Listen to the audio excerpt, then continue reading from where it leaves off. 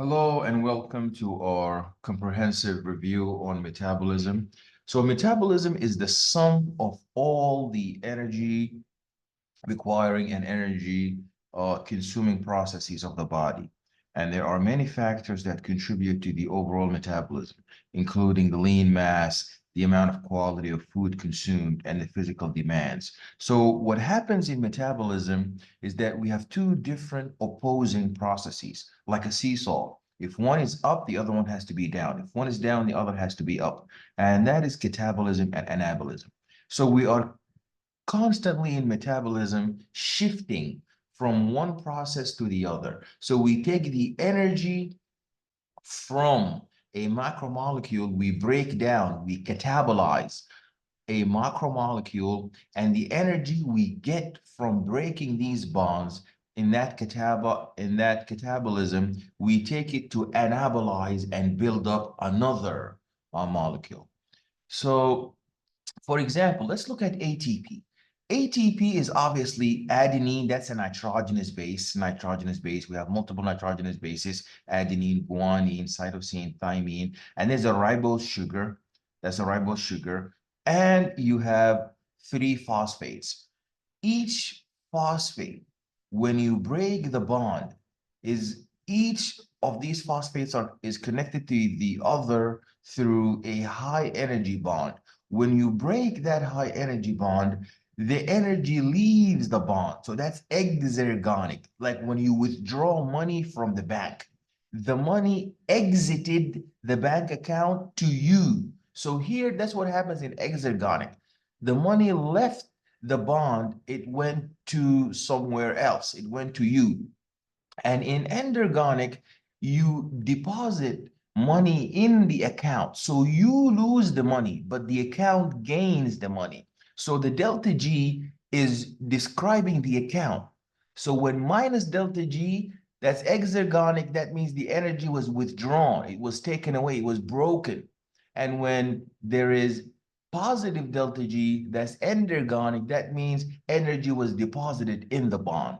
So when we go from ADP with two phosphates into ATP, three phosphates, what happened? Did we deposit a phosphate or did we withdraw a phosphate? Obviously, we deposited a phosphate. We went from adenine diphosphate to adenine triphosphate. So that's an example of an endergonic. So that's plus delta G. And when we break down, that is when we break down the high energy bond, we withdraw a phosphate group, and then that is obviously a exergonic. So we have performed a withdrawal transaction. So adenosine triphosphate is the energy molecule of the cell. That's the main chemical energy currency. There is obviously GTP, guanosine triphosphate, cytosine triphosphate, but adenine triphosphate is the main currency. Like, this is the dollar that is being used all over the USA. If you have euro, if you have pesos, if you have any pound, you have to convert it into dollar first in order to have that transaction.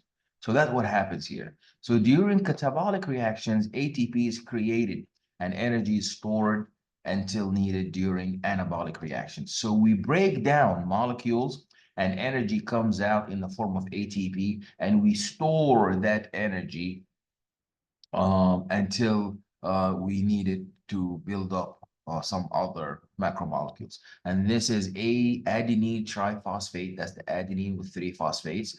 We break it. When we break it, we withdraw. We withdraw the energy, and that's negative delta G. The energy goes to cellular processes.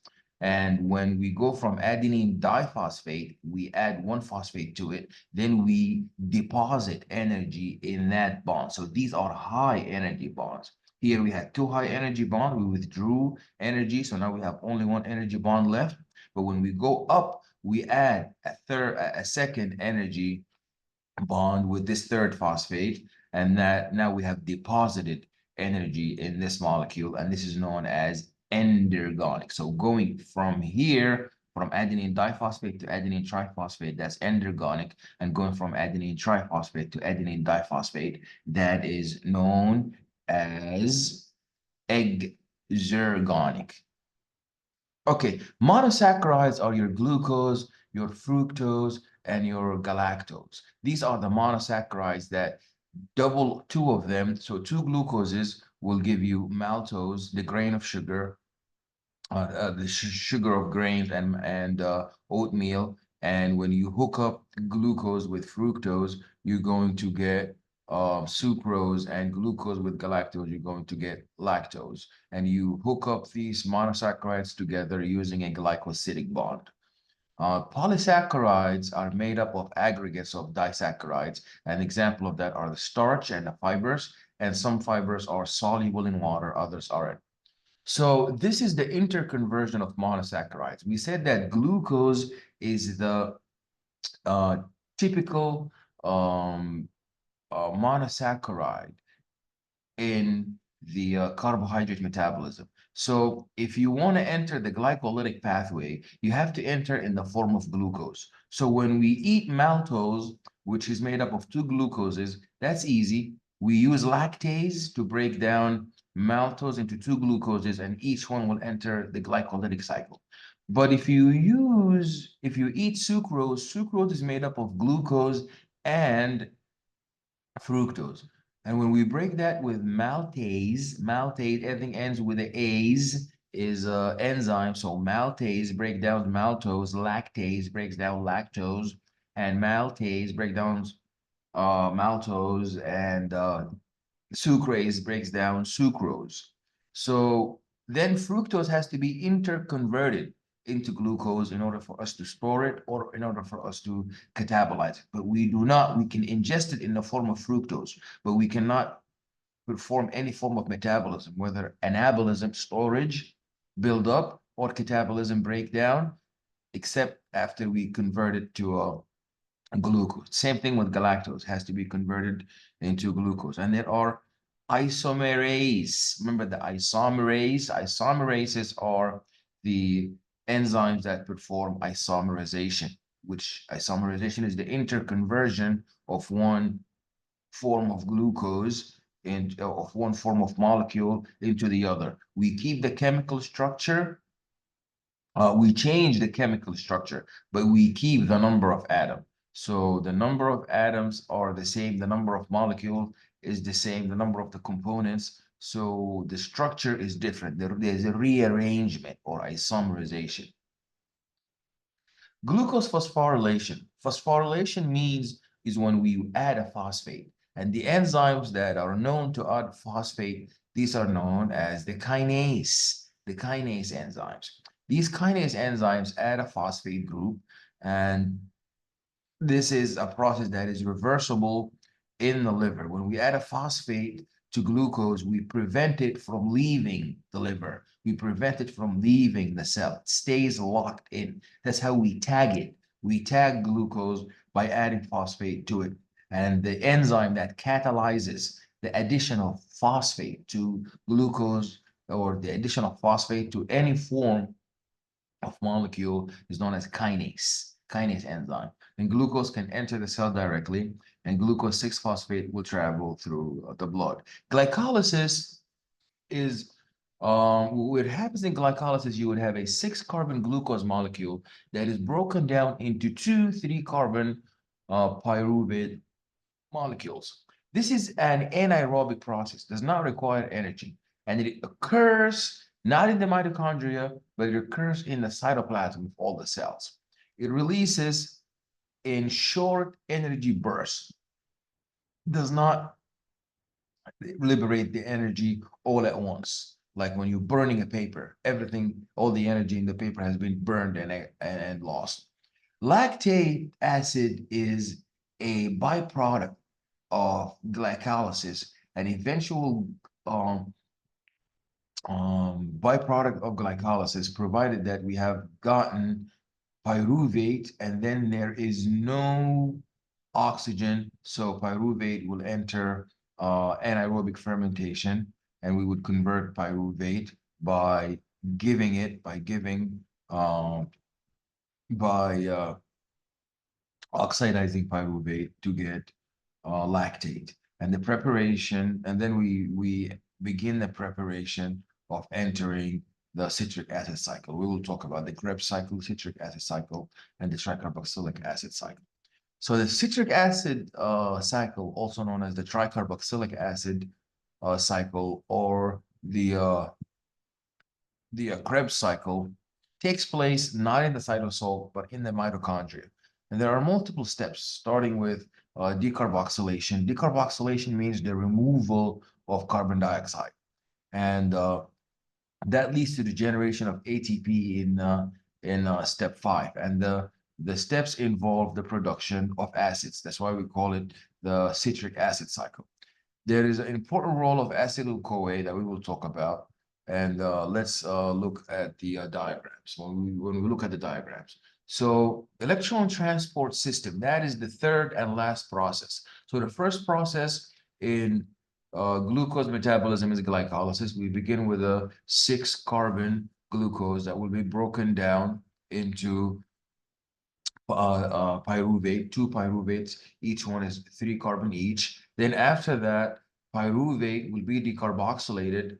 Pyruvate is 3 carbon molecule. One of the carbons will be removed and we will be left with 2 carbons. And these 2 carbons are going to be attached to acetyl-CoA, and acetyl-CoA is going to carry the 2 carbons and admit them into the tricarboxylic acid cycle, known as the citric acid cycle, known as the Krebs cycle. And this acetyl-CoA is going to shuttle and send these 2 carbon molecule and add it to a 4 carbon molecule, and that is going to begin for us a 4 plus 2 carbon molecule. That's going to start for us the citric acid cycle. The chain of protein complexes within the mitochondria moves from high energy. So then after your Krebs cycle, there is the electron transport system. In the electron transport system, there is a chain of protein complexes within the mitochondria. So it moves high energy electrons and hydrogen protons. Here we shuttle the energy of oxidation reduction reactions through the mediation and facilitation of many protein complexes embedded in the inner mitochondrial membrane.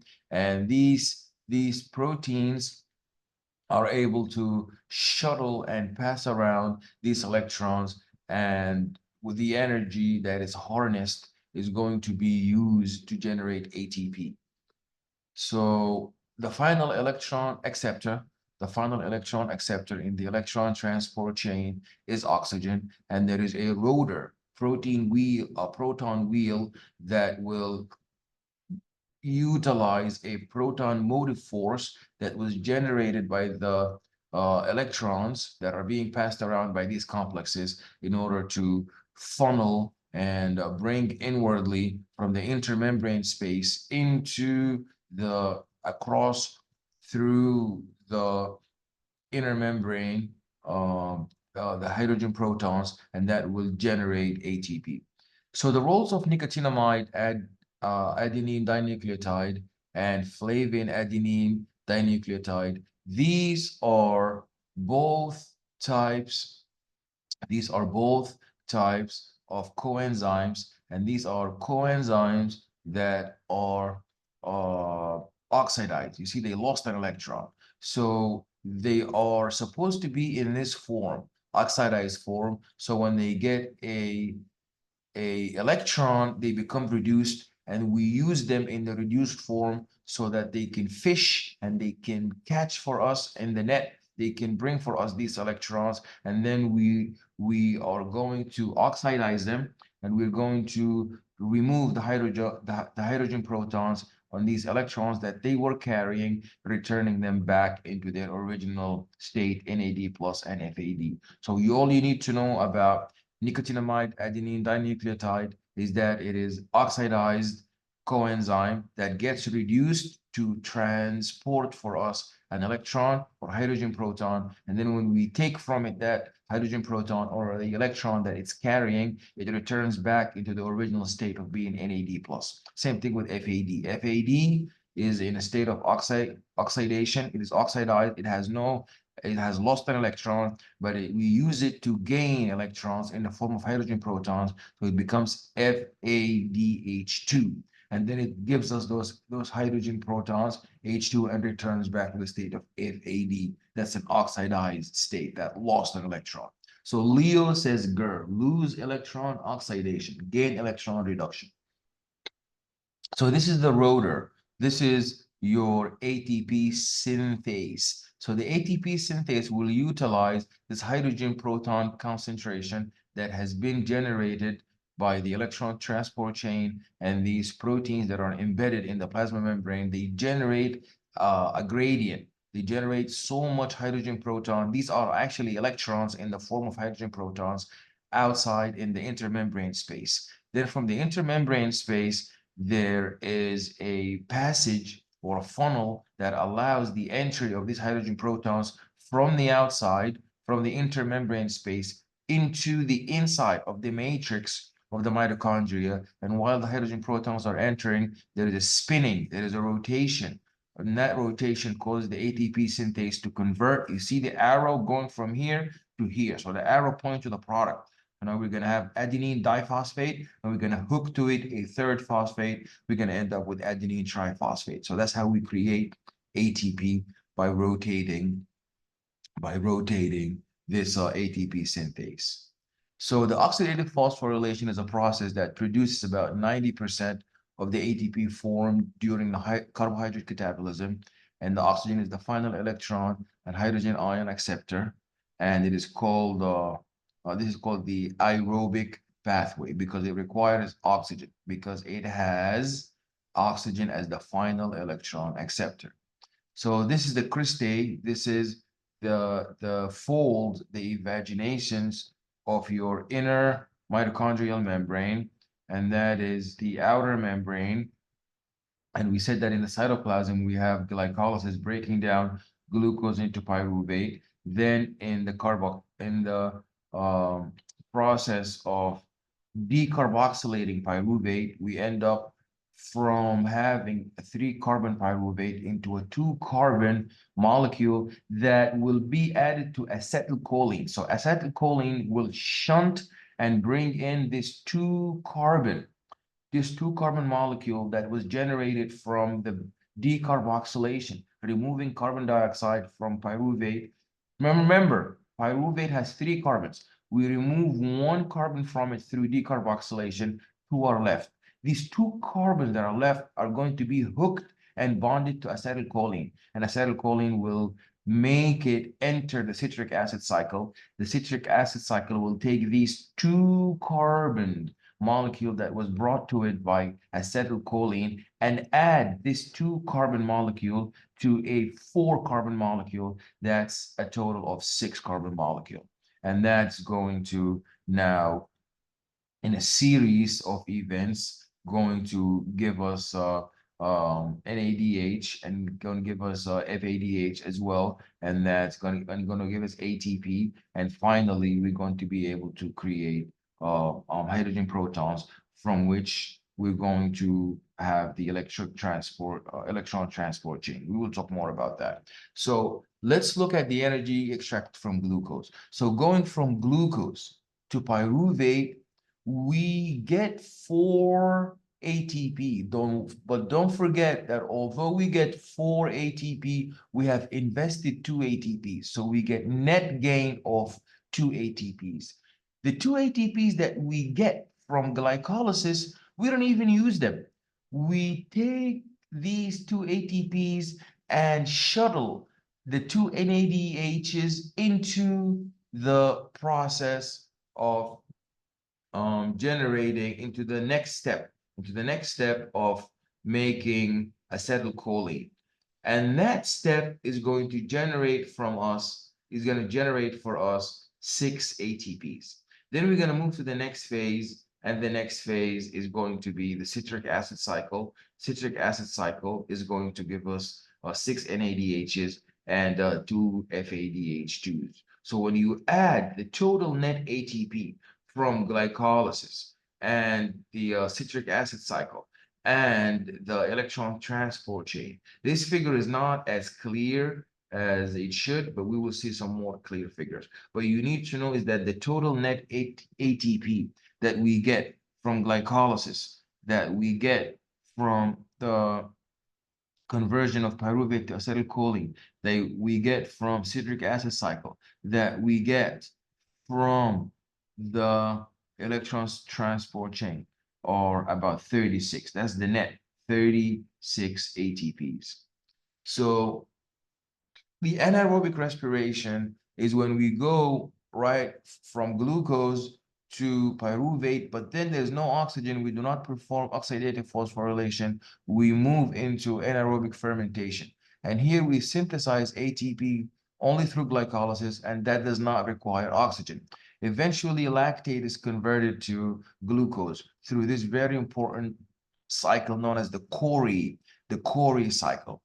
That Cori cycle will take this lactate that was generated as the terminal product of anaerobic fermentation when we get pyruvate that came out of glycolysis, and we take it and we get lactate from it. That lactate is going to be converted into glucose. And what we say, the process of converting glucose, of making glucose from non-glucose precursors like amino acids, like lactate, like um, lipids or glycerol, that is known as gluconeogenesis. So converting lactate to glucose is done by a process known as the Cori cycle.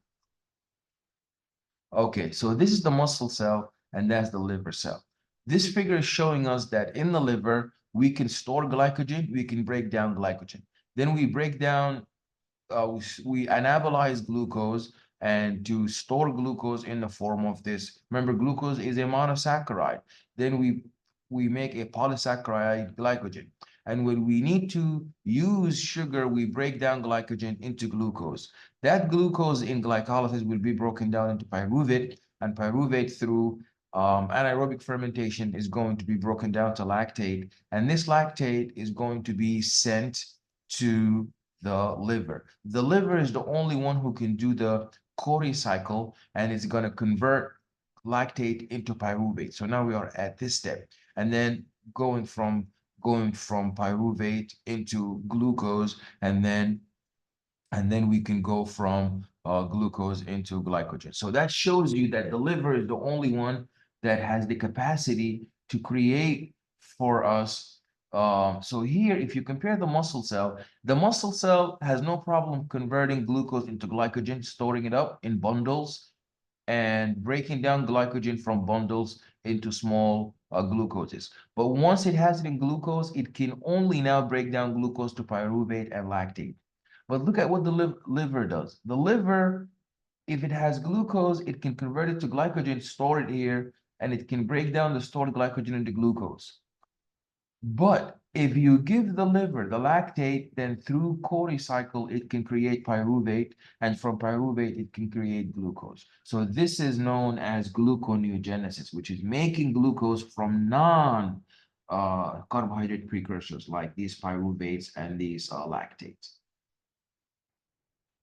So the process of glycogen formation in the presence of excess glucose, this is glycogenesis. This is glycogenesis, which genesis is the making of glucose, and the making of glycogen, glycogenesis. Genesis is the making, glyco is glycogen. That is the making of glycogen. And when you have excess glucose, that's when you anabolize glucose.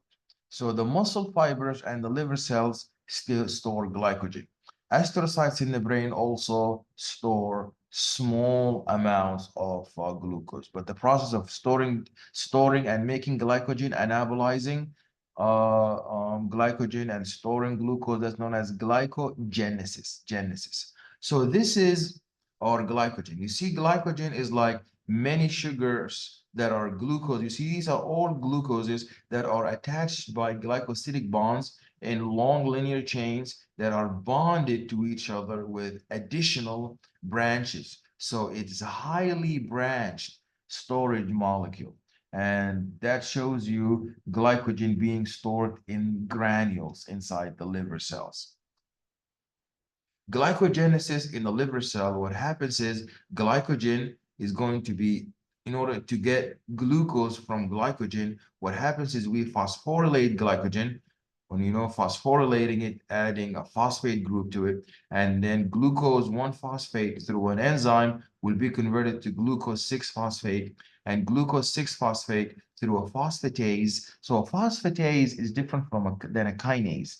A kinase would add a phosphate. A phosphatase will break down a phosphate. So here, in order to get glucose from glycogen, we use phosphorylase. ASE is an enzyme that would add phosphate to glucose, and it will give us from glycogen glucose 1-phosphate. Then another enzyme will convert glucose 1-phosphate to glucose 6-phosphate, and glucose 6-phosphate, a phosphatase will come and remove that 6-phosphate. We will end up with glucose that will go now in the body. It's no longer phosphated. Remember, we said that when glucose is phosphorylated, it's trapped. It is locked in. It can never get out. It is this phosphatase that will remove this phosphate group and enable glucose to enter in the blood.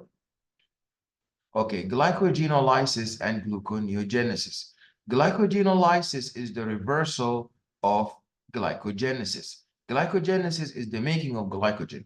Glycogenolysis is the breakdown, the breakdown of glycogen.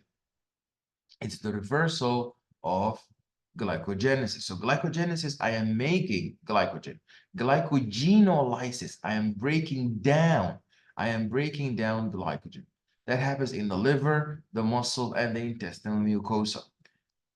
These liver, the muscle, the intestinal mucosa obviously have phosphatase, because remember, we need this phosphatase to cleave and break this phosphate group, and then we will end up with glucose, enabling the breakdown to free, glucose.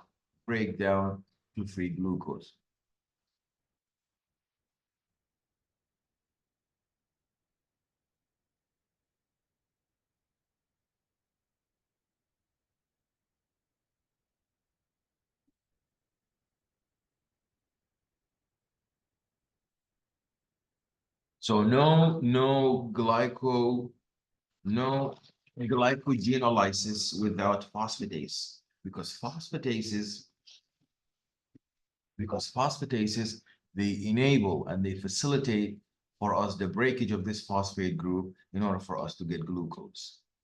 So in liver glycogenolysis results in free glucose that is capable of replenishing blood glucose. And that leads to the formation of new glucose from non-carbohydrate sources and occurs mainly in the liver. That is making new glucose. Okay, all right, the homeostasis of blood glucose. So this is hyperglycemia, when blood glucose is above 140. That is so much. Now, when you hit 140, glucose is going to be converted into fat, adipose tissue. When you hit 180, glucose is going to be now showing up in the urine. You're going to reach transport maximum. Those reabsorption channels, those glucose reabsorption channels in your kidney tubules who are supposed to reabsorb glucose from the urine back into the blood are going to be so saturated that they cannot handle this excessive amount of glucose. So they are going to be overwhelmed, and the glucose is going to start showing up in the urine. But and then hypoglycemia starts from 60 and below, and that would trigger gluconeogenesis. If your blood sugar is 60 and below, then your liver is going to start making glucose from protein, making glucose from fats, and making glucose from you're breaking down your muscle. And there is glycogenolysis. Glycogenolysis, that's when when your blood sugar is between 80 to 130, then between 80 and 130, it's fine. But when it's below 80, the first choice is glycogenolysis. We break down glycogen. If it's still low, then the second preference will be gluconeogenesis, and that is breaking down muscle and making glucose, not from glycogen, because glycogen has finished at 70. Now we're going to make glucose from the non-glucose precursors. This is a process that increases blood. So hyperglycemia increases blood glucose, and throwing glucose into the urine is a process that decreases blood glucose. So gluconeogenesis is making of glucose from non-glucose precursors, like fat. You see, that's fat. And that's protein in muscle. So fat is converted into fatty acid in glycerol, and glycerol is going to be converted into glucose. And in your muscle, you're going to have the proteins broken down into their building blocks, amino acids, the same way fats were broken down into their building blocks, glycerol and fatty acids. We talked about that in catabolism. Then the glycerol is going to be broken down. Glycerol is going to be broken down to glucose, is going to be converted into glucose. That's gluconeogenesis. And these are cell proteins and amino acids, have amino acids in the cell proteins. And these amino acids are going to be, those amino acids are going to be converted into glucose in the liver. So just remember that gluconeogenesis happens in the liver by converting glycerol and amino acids into glucose and making glucose from non-glucose precursors. So now the role of the insulin. So in role of the insulin, we see that if you look at this graph, you see that after a meal, if your blood glucose goes up, so does your insulin level.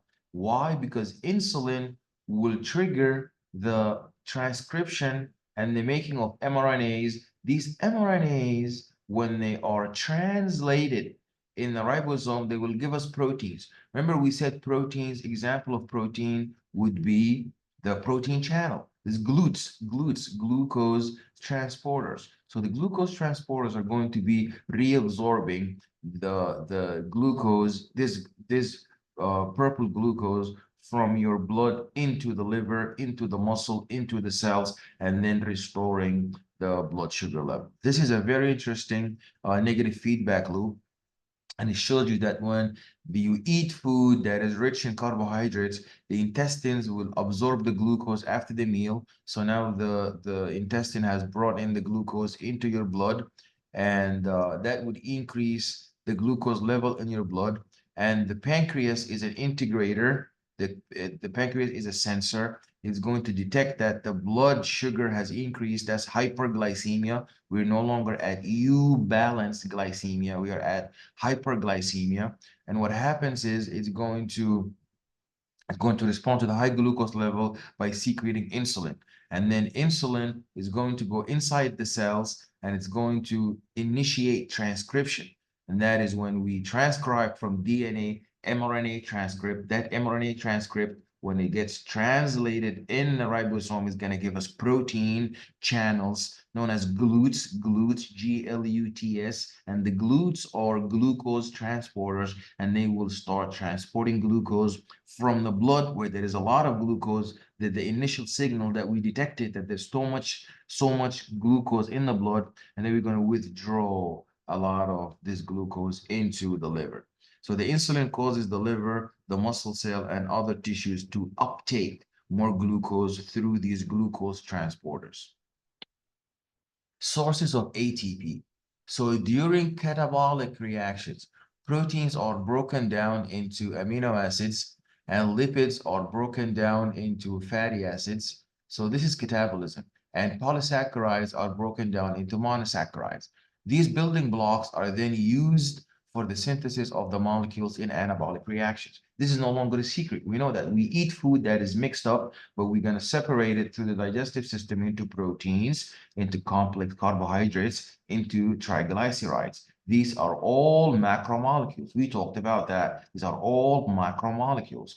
Now, the proteins are going to be broken down into amino acids, their building blocks. The sugars are going to be broken down into glucose, its building block, or it's going to be converted into glycogen or in the liver or the skeletal muscle. And the fats is going to be broken down into their backbone, the glycerol backbone, and the free long tails fatty acids.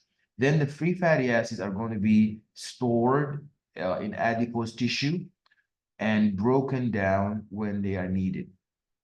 And the glucose is going to be shuttled into the glycolytic pathway and to give us ATP. And glycerol and fatty acids are going to enter their own beta oxidation, which is the fat breakdown pathway to get ATP. And also, there's going to be the protein catabolism, and that is the cannibalization of muscle tissue. That's the starvation response. We can break down muscle to get amino acids, and the amino acids are going to be catabolized to get ATP. So in the end goal, we began with eating food, but we broken down these food. We separated, first of all, we separated proteins on one side, carbohydrates on one side, triglycerides on the other side. Then we broken down each side to its building block. Then we ended up with energy, ATP. Now, for cellular respiration is very interesting. Cellular respiration is very interesting. Cellular respiration is very interesting because we are going to get we are going to have these four different processes. 1, 2, 3, 4. So glucose comes in as a 6 carbon sugar. The 6 carbon sugar is split in half into 2 3 carbon sugars known as pyruvate. And that gives me ATP, but not as much. But just know for now that the first process is known as glycolysis. I break down a 6 carbon sugar into 2 3 carbon sugars, and I get ATP. Then the second step is when I take each 3 carbon known as pyruvate, and I convert pyruvate, first of all, from a 3 carbon, it has 3 carbons, 1, 2, 3. I'm going to decarboxylate it, remove 1 carbon, end up with 2 carbons. These 2 carbons, I'm going to hook them up to CoA, coenzyme A, and I'm going to end up with acetyl-CoA. And that is known as the transformation of pyruvate into acetyl-CoA,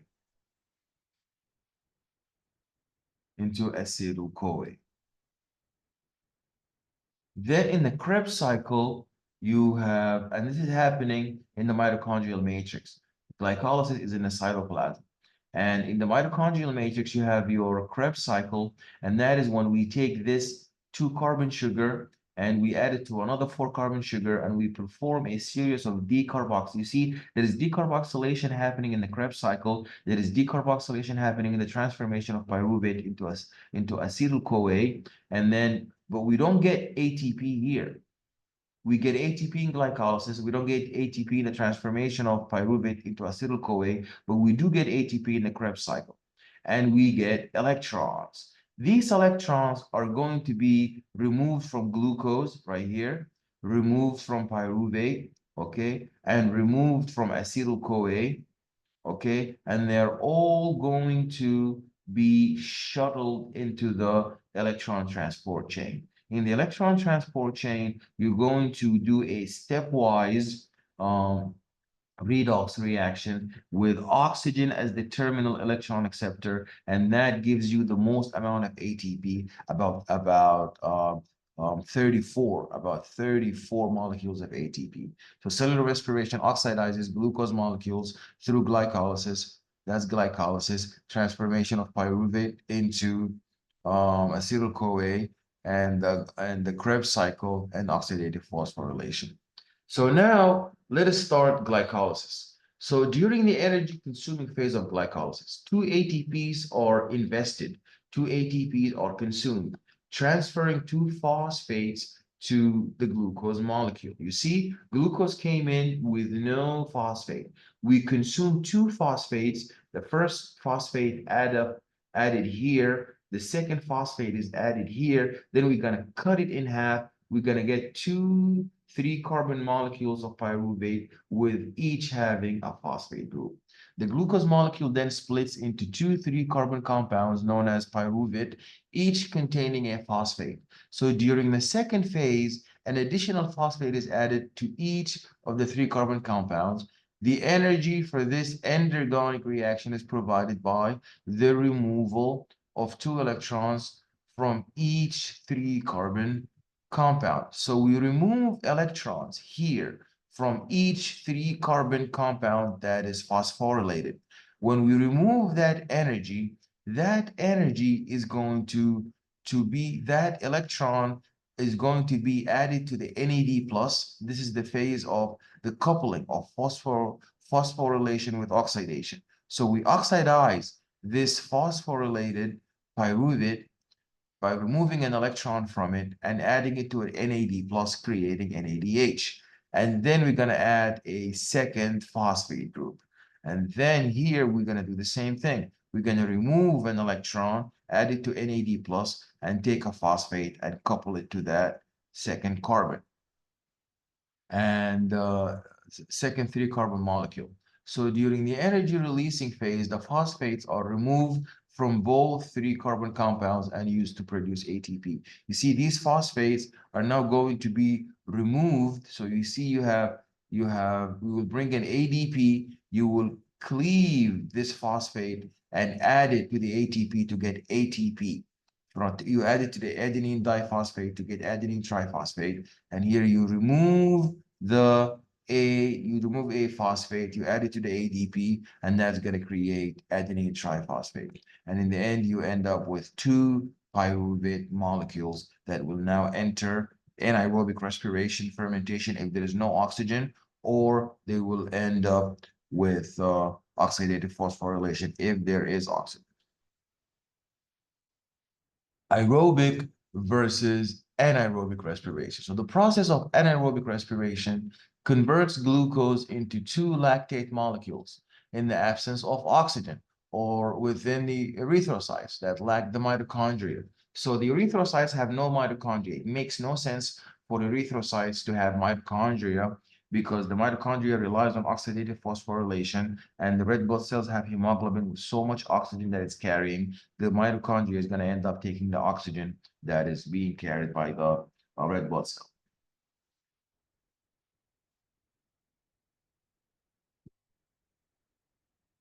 Okay.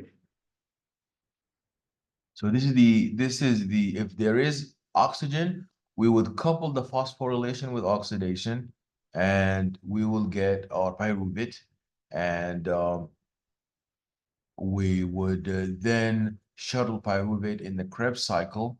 And then after that, we would get all the electrons that we got from the Krebs cycle, from pyruvate and from the glycolysis into the electron transport chain. If there is no oxygen, anaerobic conditions, there would be coupling of the phosphorylation with oxidation, with a process that is anaerobic. And what happens is that the electrons are going to be removed from the 3 carbon pyruvate, and the phosphate is going to be added in exchange, in its place. And then what happens here is that the NAD plus is going to add in NAD plus, going to be converted to NADH, and NADH is the form that is going to be gaining electrons, form that is reduced, and the 2 pyruvate molecules are going to be converted into lactate, and that is done by removing the by removing the electrons that NADH has, and we would convert pyruvate into lactate. There would be net of 2 ATPs produced per glucose molecule. So pyruvate has no electrons, has no these hydrogens that are in the NADH. When they are added to pyruvate, you can have lactate. So lactate is the reduced form of pyruvate with 2 hydrogen electrons that are added in the form of protons. Krebs cycle is interesting because during the Krebs cycle, each pyruvate that is generated by glycolysis is converted into a two-carbon acetyl-CoA molecule. The acetyl-CoA is systematically processed through the cycle and produces high-energy NADH, FADH2, and ATP molecules. So look what happens in the transformation of pyruvate.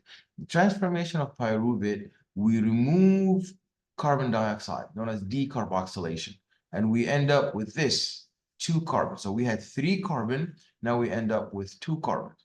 Then we hook coenzyme A to this two carbon molecule to end up with acetyl-CoA. Then you see this acetyl-CoA, it is a two carbon molecule, is going to be added to a four carbon molecule known as oxaloacetate. So oxaloacetate that has four carbons, 1, 2, 3, 4, is going to be added to acetyl-CoA that has two carbons, 1, 2, and then we're going to have a six carbon, 1, 2, 3, 4, 5, 6 carbon citrate. That's why we call it the citric acid cycle. So during the Krebs cycle, each pyruvate is generated by glycolysis. That is generated by glycolysis is converted into a two-carbon acetyl-CoA molecule, and the acetyl-CoA is systematically processed through the cycle and produces high-energy NADH and FADH2 and ATP. ATP will use it directly as energy source, but FADH2 we would have to cash it out. For every FADH2, we would get 2 ATPs, and for every NADH, we would get 3 ATPs. So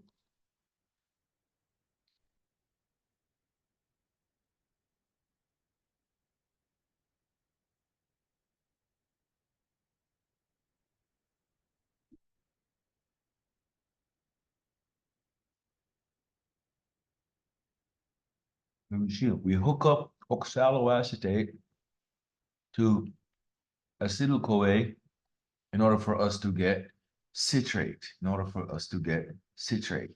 And citrate is going to be converted to isocitrate. And the first process is we're going to decarboxylate. We're going to remove one carbon dioxide, and we're going to convert NAD plus into NADH. Then we're going to take this 5-carbon alpha ketoglutarate, we're going to decarboxylate it, and we're going to become a 4-carbon succinyl-CoA, and we're going to get NADH. Again, you see we got NADH twice. Then we're going to get GTP that will later be converted into ATP by converting the succinyl-CoA into succinate. Then we're going to convert succinate into fumarate to get FADH2. And then we're going to, last step is we're going to convert malate into oxaloacetate, and we're going to get NADH. So the products are NADH and carbon dioxide and FADH2 and ATP. So this is the step that gives us ATP from GTP, and that is succinyl-CoA being converted into succinate. This is the electron transport chain, and this is the ATP rotor, the ATP synthase. The electron transport chain is a series of electron carriers and ion pumps that are used to pump hydrogen proton ions out of the inner mitochondrial matrix. So this is the inner mitochondrial matrix. So the electron transport chain, the series of electron carriers and ion pumps. These are the electron carriers. 1, 2, 3, 4, and the ion pumps. They pump the hydrogen proton. When they pump the hydrogen protons, these hydrogen protons create a proton motive force in the intermembrane space. This proton motive force is going to enter through transcytosis, will enter through the ATP synthase, and that's going to rotate the ATP synthase to convert ATP, to convert ADP into ATP, convert ADP into ATP. So these are 2 free hydrogen ions, 2 electrons added to oxygen molecule to give us H2O. So in glycolysis, we use 4 ATPs we get 4 ATPs, but don't forget we invested 2, so we get net 2 ATP. But these 2 ATPs are going to be used in the active transport of NADH from the cytoplasm into the mitochondria so that they could be used in the citric acid cycle. The next phase is, so remember, glycolysis gives us 2 net ATP and 2 NADH. And these 2 ATPs are going to be used to take the 2 NADHs from the cytoplasm into the mitochondria. Then there is the transformation of pyruvate to acetyl-CoA. Pyruvate is going to be converted into acetyl-CoA through a process known as decarboxylation. And the decarboxylation is going to remove 1 carbon, so we're going to end up with 2 carbon that is hooked to CoA. That is known as acetyl-CoA. This process does not give me any ATP. It just gives me 1 NADH. And that 1 NADH is coming from each pyruvate. So that's about a total of 2 NADHs, a total of 2 NADHs. So I got NADHs twice. I got 2 NADH when I broke down glucose into pyruvate in the first step, glycolysis. Then I got 1 ADH from each pyruvate that was broken down, from each pyruvate that was broken down into acetyl-CoA. So these are 2 additional NADHs. And you see both of them are going to be used and thrown down to the electron transport chain. Then move on to the Krebs cycle. In Krebs cycle, I'm going to have decarboxylation, but I'm going to have a net of 3 NADHs, a net of 3 NADHs from each pyruvate that's going to from each molecule that was generated from the acetyl-CoA or pyruvate. So from each molecule that enters the citric acid cycle, I'm going to get 3 NADHs, I'm going to get 1 ATP, and I'm going to get 1 FADH. So I have two acetyl-CoAs because I had 2 pyruvates. So from each pyruvate, I'm going to have 1 ATP, 1 FADH2, and 2 NADHs. But I have 2 pyruvates. I have I'm sorry, I'm going to get 3 NADH from each pyruvate. I'm going to get 1 ATP from each pyruvate. I'm going to get 1 FADH2 from each pyruvate. And I have 2 pyruvates, so total of 2 ATPs, total of 2 FADH2, and a total of 6 because I have 3 NADH that will come out from each pyruvate and 1 FADH2, 1 ATP. And then in the end, I'm gonna add how many NADHs that I have. I have 6 plus 4, that's 10 NADHs. I have 2 FADH2, and I have 2 ATPs in the Krebs cycle. So the 2 ATPs that I have in my Krebs cycle, so now I'm gonna add up all the AT. So in the Krebs and the electron transport chain, I'm gonna get 34. 34, and the 34 I'm gonna cash out each NADH to 3 ATPs. So each NADH will give me 3 ATPs. I'm going to get 10 ADHs converted into 30 ATPs, and I have for each FADH, I'm going to get 2 ATPs, and I have 2 FADHs, and that's 4 ATPs. So 2 times 2, that's 4 ATP. 30 plus 4, that's 34 ATPs. So to add up, in glycolysis, I got 2 ATPs, but I used them to transport NADH into the cytoplasm, into the mitochondria. Then pyruvate is going to be converted into acetyl-CoA. That gave me no ATP, but it gave me 1 NADH. And the Krebs cycle is going to give me 2 ATPs.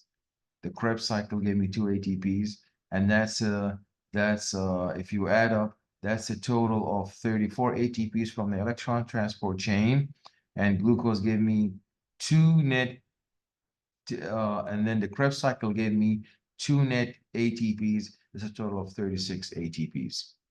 In gluconeogenesis, what happens is we start with pyruvate, and then we have the gluconeogenesis initiation, and you see how we end up converting.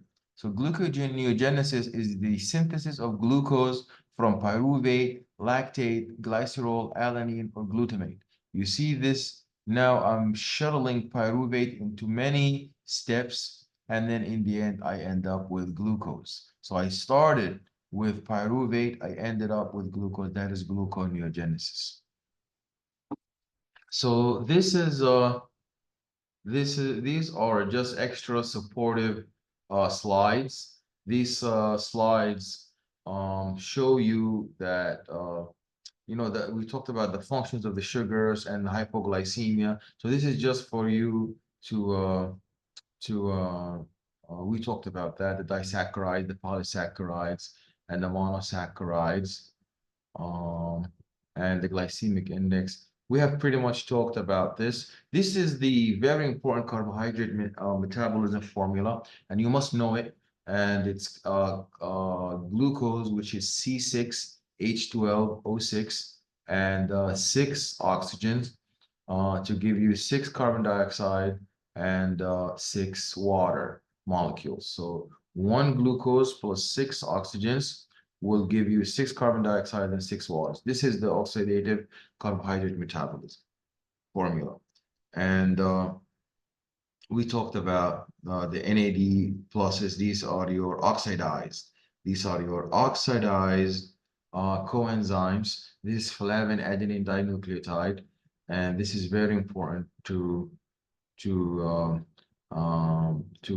trap the electrons and carry them.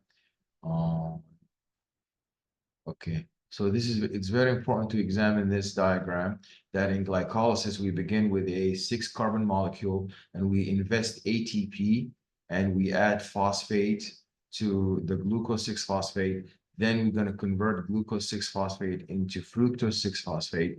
Then fructose 6 phosphate, we're going to add ATP, and this ATP is going to give us a phosphate that we're going to add to the end. Then we're going to split this 6 carbon molecule into two 3 carbon molecules, and each 3 carbon molecule is going to have a phosphate. And then we're going to phosphorylate each 3 carbon molecule, and then we're going to get ATP.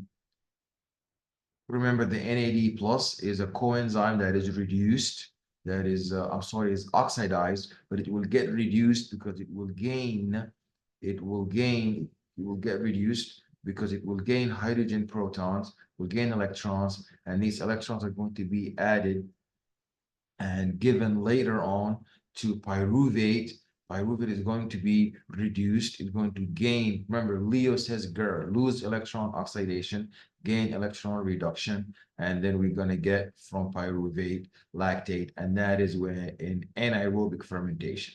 But in aerobic respiration, you have oxygen, and that's going to you have oxygen, and that's going to cause aerobic, and that's not going to cause anaerobic. That will not cause an aerobic fermentation. That's going to cause oxidative phosphorylation, and we're going to get ATP in the electron transport chain. These are the steps. We have discussed the steps. This is just for you to review.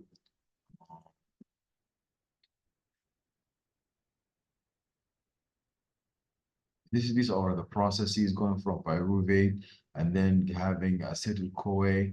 Then we enter the citric acid cycle. This is a summary.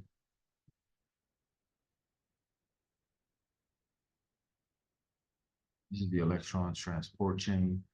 And oxygen is the final electron acceptor. These are your enzyme complexes that pass these electrons. And as they pass the electrons, that leads to hydrogen, protons being in the intermembrane space. So when we oxidize NADH, we oxidize this NADH to get NAD plus, and that hydrogen proton is going to be thrown out in the intermembrane space. And then we're going to pass these electrons, throwing out hydrogen protons. So the hydrogen protons are going to be generated in the intermembrane space, and from the intramembrane space, they will influx through the ATP synthase, and that's going to spin the rotor. It's going to spin the ATP synthase, generating so much ATP. Okay, this is the last slide showing you that glucose through glycolysis is going to give us 2 pyruvates and 2 NADHs. And pyruvate is going to give us also 2 NADHs. But the 2 NADHs we got here are going to be, the 2 ATPs we got here are going to be used to shuttle NADH from the cytoplasm into the mitochondria. And then we're going to have the citric acid cycle who will give us 2 ATPs. And in the electron transport chain, you're going to have the most amount of um, um, ATP generated. Like we talked about glycogenolysis, gluconeogenesis. This is hexokinase in the cells, glucokinase in the liver, and we use phosphatase to remove phosphate and send glucose back into the liver, and hexokinase to bring in glucose into the cells.